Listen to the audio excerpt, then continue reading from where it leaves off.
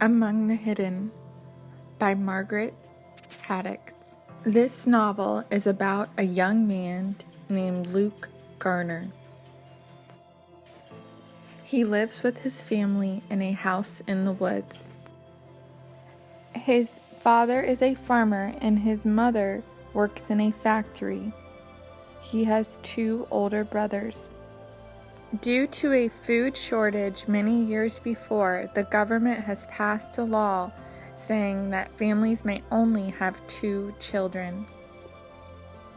Because Luke is the 3rd child, he cannot go to school and grew up hiding from the outside world. In order to keep him safe, his family pretended that they only had 2 children. Although Luke could not go to any public place with his family, he was able to play in the woods because the trees covered him. But then, everything changed. The totalitarian government ordered that the trees be cut down in order to make room for some houses they were building. This construction seriously limited Luke's freedom, and he had to hide even more than before. Luke lived upstairs in the attic and could not turn a light on at night. He could not go downstairs during the day in case anyone were to see or hear him. He read books again and again, trying to stay busy. Luke longed to be free, but he was constantly reminded that in order to survive, he had to be invisible. The closest Luke got to the outside world was when he looked through the attic vent. Then he dreamed of all he'd like to do.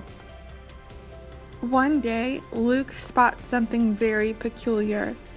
The face of a girl in a window. Luke realizes that she is living her life in hiding, just like him.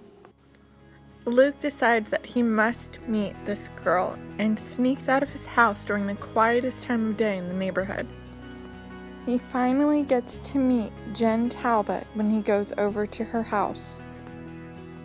Her house is beautiful, and she has luxurious foods that no one has seen in years. He finds out that her father is a baron, a high official in the government. Jen shows Luke a whole new world, and she talks to other people on the internet just like them. They are called shadow children. Jen believes that all children should have the right to live freely, even shadow children. She wants to organize a protest to stop the government. Luke thinks Jen is so brave, and even though they become very close friends, Luke refuses to go with her on the day of the rally.